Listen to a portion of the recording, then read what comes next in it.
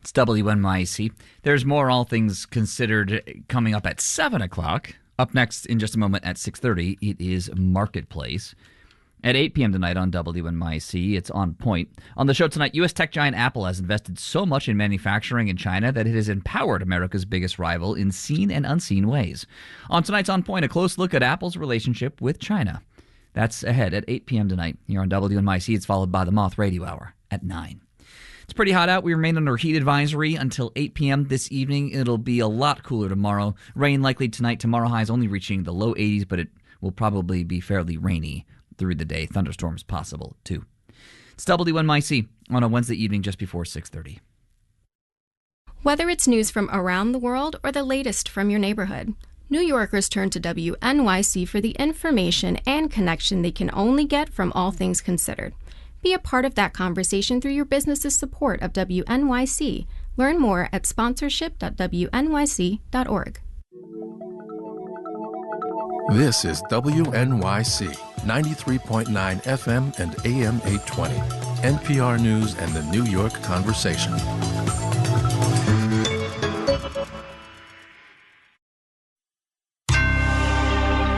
Marketplace is supported by Progressive Insurance, offering small business owners protection for what they've worked hard to build with over 30 customizable coverages. Learn more at progressivecommercial.com. Okay, start the clock for me, would you? Jay Powell's press conference. Ready, go! From American Public Media, this is Marketplace.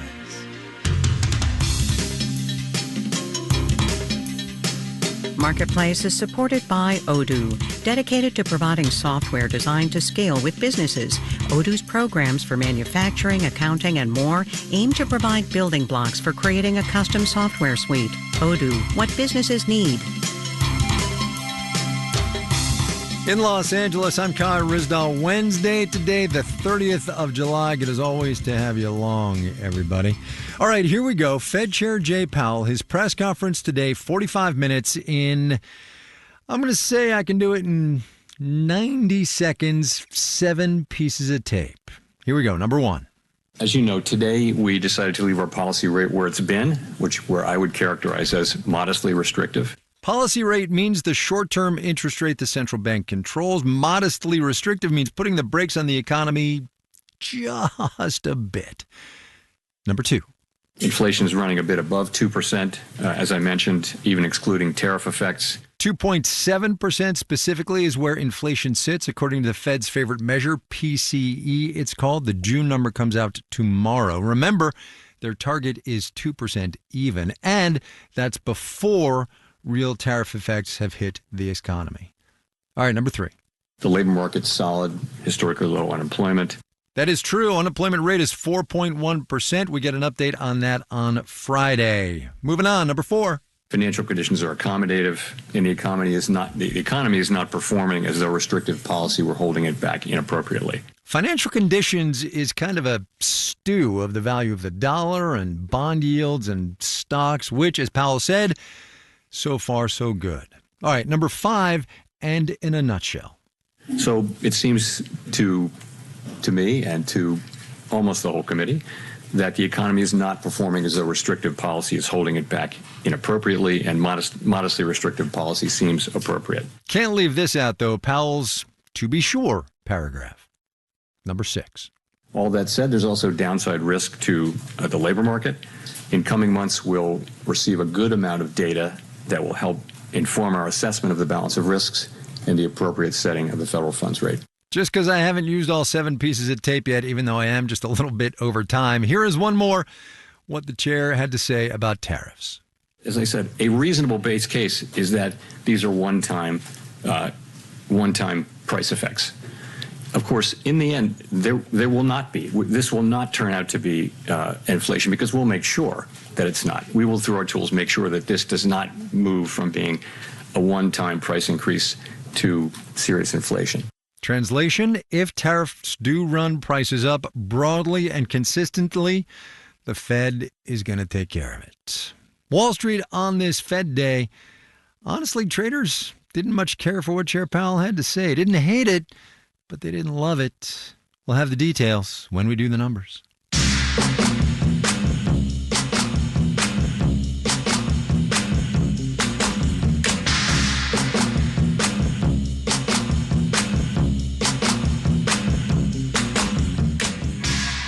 The Fed meeting, important as it was, wasn't the only A-list economic happening today. We got our first look at second quarter gross domestic product this morning. The economy grew at an annualized rate of 3% April through June. But hang on a second, because there's definitely more, or in a way, I guess, less to that number than meets the eye. Marketplace's Sabri Benishore reviews the latest report card on this economy. 3% GDP growth is pretty great, pretty solid. It's just that figure is very misleading. Thomas Ryan is a North America economist with Capital Economics. It's sort of driven by a quirk. The quirk is trade chaos. In the first quarter of the year, companies across the economy binged on imports, stockpiling before tariffs hit. Then, when tariffs hit, a lot of them stopped importing so much. And as a result of imports slumping, that's boosted GDP quite strongly. That's how the math works when calculating GDP. Imports are a negative, so less imports is a positive, and GDP grew. So what then does the economy look like if we take out the trade chaos? Under the hood, it does look like there's some cooling in the relatively solid growth we've experienced in 2023 and 2024. Jonathan Pingle is chief U.S. economist at UBS. If you want to look at the core of the economy, the beating heart of it all, you look at how much we consumers and businesses are all buying and investing. At the end of last year, that was growing at a solid 3.4%. Then it slipped to 2.9%, then down to 1.9%. Now, just 1.2%. Justin Widener is an economist with Deutsche Bank. A lot of the slowing is on the residential investment and structures side. The housing market is not thrilled by high interest rates. And as far as investment, low oil prices have kept a lid on the oil and gas sector, which is a big one. So a little bit of a slowdown relative to earlier in the year, but still a decent number. The big question is, of course, what happens next? Again, UBS's Jonathan Pingle. Well, is this just, sort of two soft quarters and then we, perk back up again? Or is this the new rate? Or, which is the worser scenario, is, we slow further. So for now, overall, economic growth is not as good as it seems, but not as bad as it could be. In New York, I'm Sabri Benishore for Marketplace.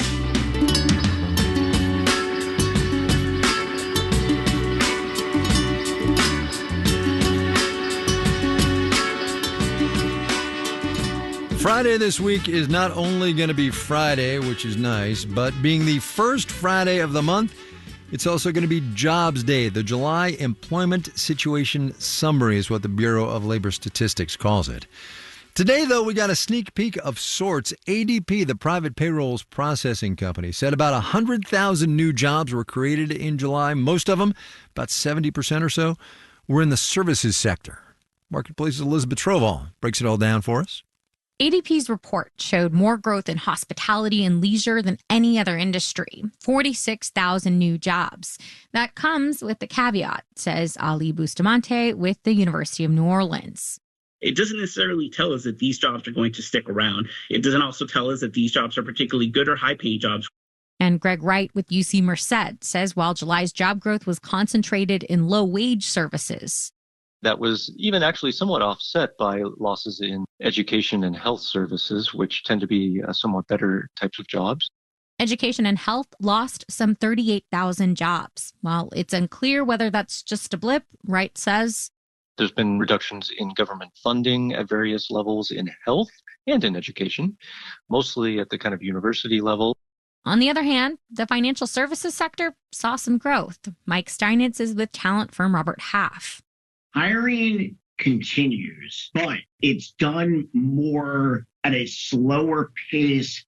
He says companies are focused on specific skill sets, employees that can improve efficiency by modernizing tech platforms and analyzing investments. There's a lot of needs for people to come in and analyze that data and figure out what buckets they should go into. While it's easy to look at the overall hiring numbers as good news, Daniel Hornung with the Urban Institute says it's still part of a slowing we've seen coming out of last year's strong labor market. The question is whether that slowing is going to accelerate and stop, basically. He's especially concerned about how tariff policy might hurt the labor market. I'm Elizabeth Troval for Marketplace.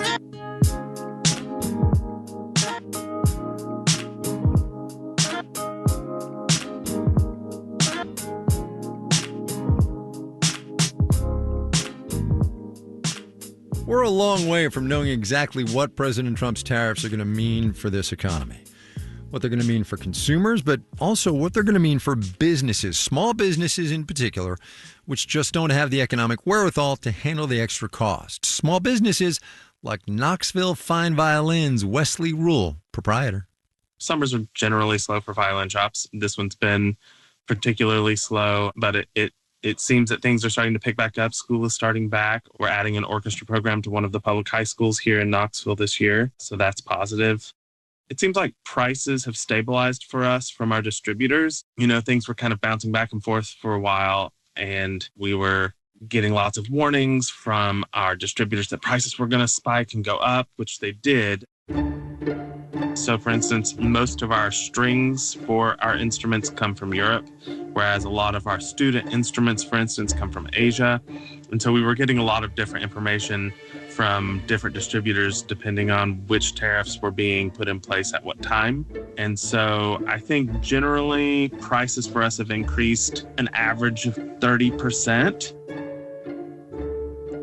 We've actually worked really hard to keep our budget instruments the same price, even though our margins are even thinner than they were to begin with, just because, low-income families and people that are looking for budget instruments, often their budgets are stretched elsewhere, whether it's through groceries or some other things. And so we were able to keep those prices where we've always had them. And we're also trying to start a program that offers a decreased price rental for low-income families. It looks like there might be a tariff on India, which will affect the price of fittings. So like ebony and rosewood and a lot of those like pegs and tailpieces, those kinds of things that are found on violins, a lot of that comes from India. So we may stock up on that before any sort of tariffs go in place there. And we're also looking at a lot of bow material is potentially going to be at risk to be more difficult to get. So we're going to probably stock up on that as well.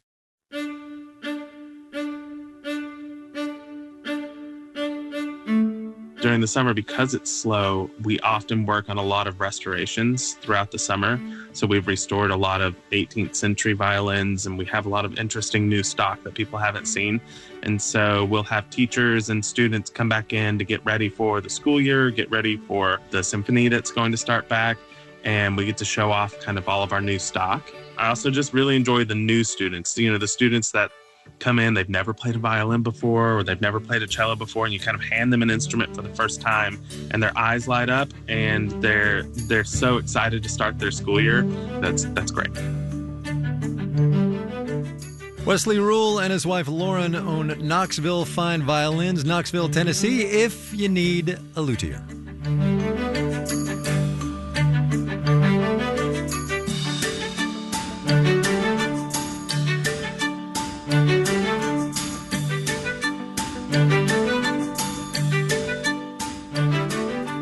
Coming up. When was the last time you walked into a coffee shop or the grocery store and you paid with a stable coin? Never. First, though, let's do the numbers.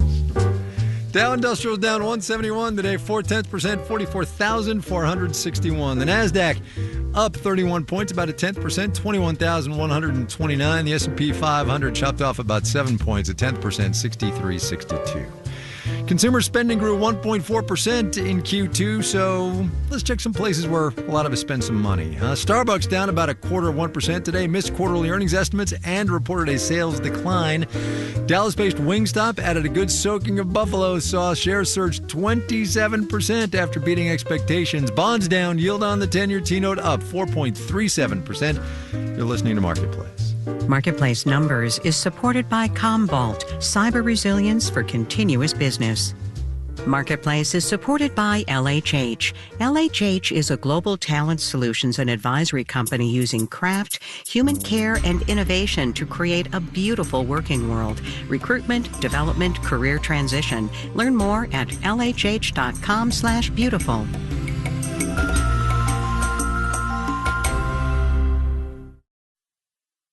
If the 20th century was the American century, many say the 21st century may belong to China. But what if China's rise to dominance has been fueled by one specific U.S. company? How did they go from such poverty 50 years ago into the world's greatest maker of like military weaponry and advanced electronics? Year in, year out, Apple taught them. That's on the next On Point. Weeknights at 8 on WNYC. WNYC supporters include the Sanitation Foundation, the official nonprofit partner of the New York City Department of Sanitation, reminding listeners to help keep the city clean by not littering. Don't do New York City dirty. Trash your trash. You're listening to Marketplace on WNYC. In the 7 o'clock hour of All Things Considered, the word dude is often associated with the 80s and 90s, but its origin is rooted much, much farther back in American history. We're going to get the history of dude and more at 7. Stay tuned. This is Marketplace. I'm Kai Ryssdal. We are, as of this airing, 2 days out from President Trump's August the 1st tariff deadline. What's going to happen between now and Friday is, as we have learned, anybody's guess. But the past 6 months have been a real-time experiment in what happens when you dismantle the global trading system and what that does for the United States' position in it. That gets me to an article I saw in Foreign Affairs the other day. The headline was, "The Right Way to Wield America's Economic Power." Dalip Singh wrote it. He's now chief global economist at PGIM. That's the investment arm of Prudential Financial. But before that, and more relevant to this conversation, he served in senior economic policy jobs in the Biden White House. Dalip, welcome to the program. Good to have you on. My pleasure, Kai. Thanks for having me. We are, as we see in the headlines every day, in an era of economic warfare. And certainly it has been stepped up in the Trump administration, but it predates the Trump administration. It goes back decades and decades. And I guess the question is... Kai, it goes back centuries and centuries. Centuries and centuries, right. War. Well, there you go. Yeah. And you're the expert in the conversation. So here's the gist of the first question. And it's pretty basic, but is it different now somehow? Yes. It's being used more often and with more force than ever before. First, because we're in the most intense period of geopolitical rivalry since at least the Cold War. And because today's great powers are mostly nuclear powers, the logic of mutually assured destruction is push direct conflict away from the military battlefield and into the economic arena. So let's talk about how we do that. And I want to get to the idea of economic tradecraft, which is sort of the thrust of your piece. There is, as everybody knows, diplomatic tradecraft, political tradecraft, military tradecraft, which the United States has demonstrably been pretty good at for the last 80-ish years. I would submit, and I guess my question to you is, do you think the United States has been as good at economic tradecraft the past generations? We've always been better at using economic tools to create and to innovate and to inspire and attract. That's been our superpower. And, it's still investments in research and development, infrastructure, workforce development. That's what's made America different over the past 80 years. And having grown up professionally in the private sector, I think those tools, the positive ones, are our most potent ones, because plenty of countries can punish, but no other country can inspire and create like the U.S. That's who we are at our best. There are going to be people listening to this who say, this guy just needs to read the newspaper, man, because what's happening every single day in this and the global economy now is a disruption of what has been built over 80 years. And I guess the question that comes from this is, your entire argument assumes regular order, if I could speak in congressional terms, right? It assumes thoughtful consideration. It assumes the investigations that go along with tariffs and all of the rest of the things. It assumes normal diplomatic, economic tradecraft channels, which, as we all know, simply is not happening now. And I mean, did the United States break the global economy? Look, I mean, I don't. I'm trying not to sound naive. We can act in a way that's unpredictable. We can act in a way that maximizes our use of leverage. But if you ask me, trust is the currency of diplomacy. Diplomacy is ultimately how you settle conflicts. Unbridled chaos ultimately creates a vacuum and makes us weaker. So my ambition is modest, to start a conversation. and to encourage people who are smarter and wiser than I am to improve on the ideas I put out there. Well, so let's talk about that. Let's talk about that thing you want to do, which is the crux of your piece, which is building government capacity for economic tradecraft. Because just to allude to an earlier question, we have government capacity for military tradecraft and diplomatic tradecraft and all of those things. How do we build this economic tradecraft capacity that you seek? So I'm calling for a doctrine of economic statecraft that will be announced at the highest levels of government. It would lay down guiding principles for why and when we use economic weapons.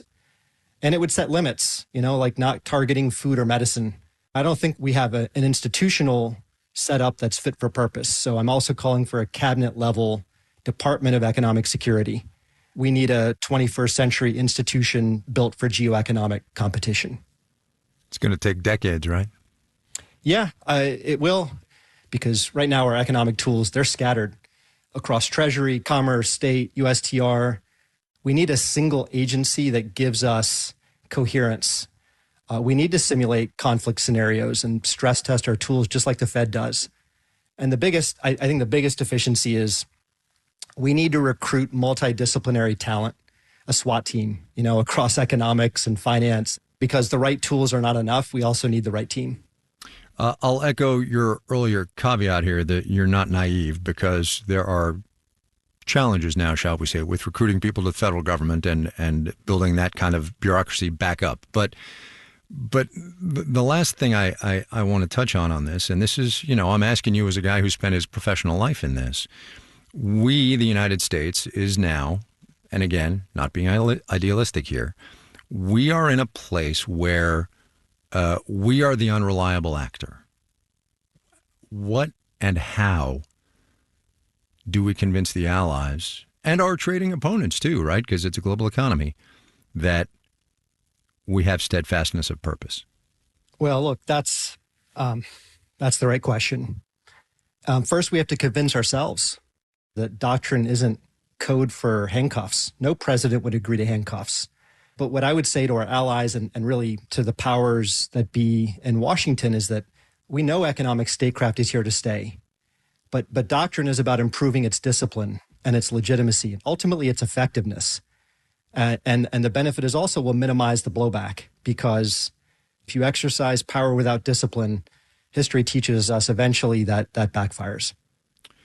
Dileep Singh works in private finance now. He spent lots of time at the highest levels of economic policy, I guess, in the Biden administration. His piece in Foreign Affairs is called The Right Way to Wield America's Economic Power. Mr. Singh, thanks for your time, sir. I appreciate it. Thank you, Kai. It's a pleasure.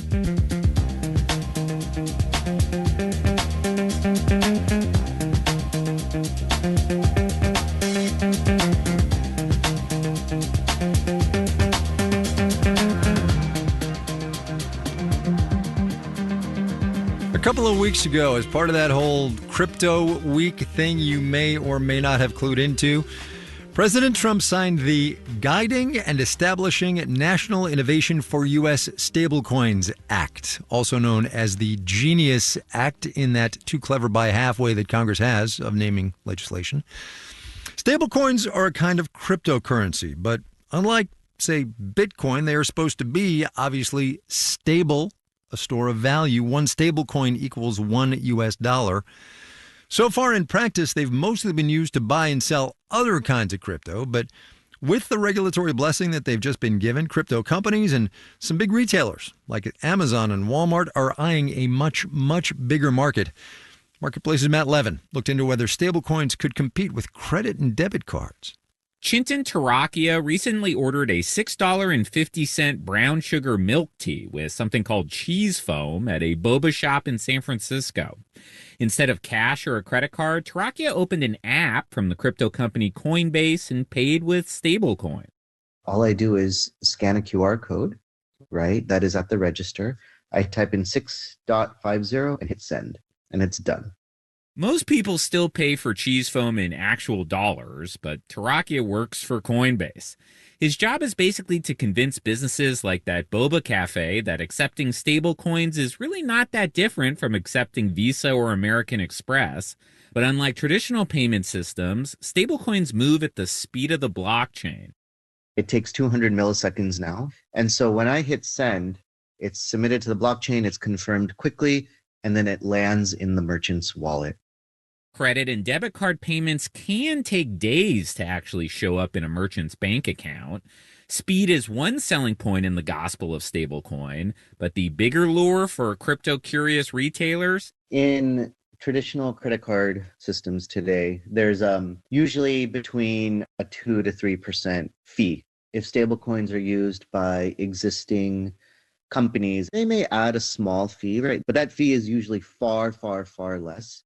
Businesses can either pass on that fee to their customers or just eat it, which is why the National Retail Federation's Stephanie Martz is pretty excited about stablecoins.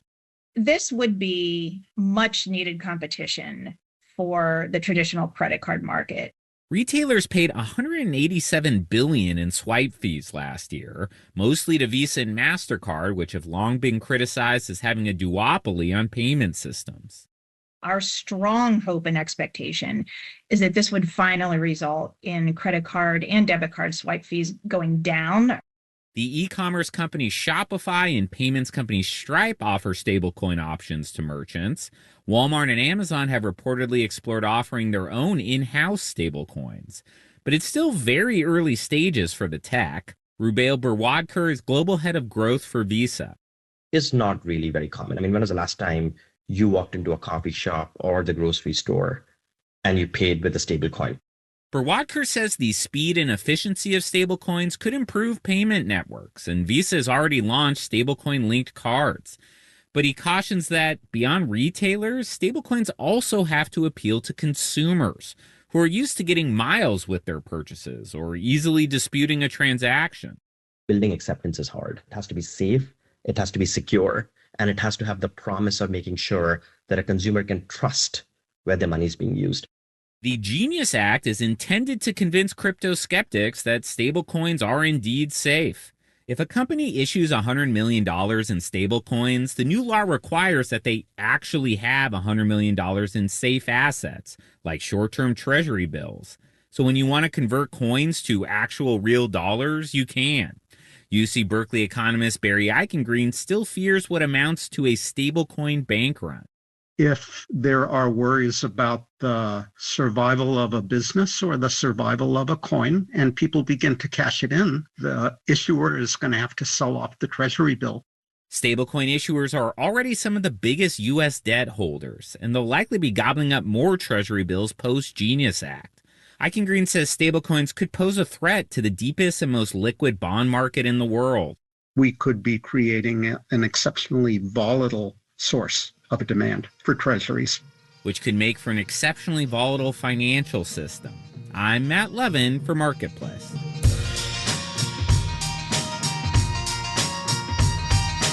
Marketplace is supported by Odoo, dedicated to providing software designed to scale with businesses. Odoo's programs for manufacturing, accounting, and more aim to provide building blocks for creating a custom software suite. Odoo, what businesses need. And by Rubrik. When cyber attacks come for the cloud and threaten business operations, Rubrik gives you the power to bounce back fast. More at Rubrik.com. This final note on the way out today, I got some good trade news and I got some bad trade news. If you're a consumer or purchaser of Brazil nuts, orange juice, iron ore, and or certain parts for civilian aircraft and some other things, the additional 40% tariff that President Trump put on Brazilian imports to the United States today for a grand total of 50%, well, that doesn't apply to you. If, on the other hand, you are a coffee drinker, well, sorry. According to the U.S. Department of Agriculture, 35% of the unroasted coffee that we use here in this economy comes to us from Brazil. And effective a week from today and by order of President Trump, it is going to be half again as expensive. Our media production team includes Brian Allison, Jake Cherry, Justin Dueller, Drew Joustad, Gary O'Keefe, Charlton Thorpe, Warren Carlos Dorado, and Becca Weinman. Jeff Peters is the manager of media production, and I'm Kai Rizdal. We will see you tomorrow, everybody. This is APM. WNYC is supported by HSS, ranked the #1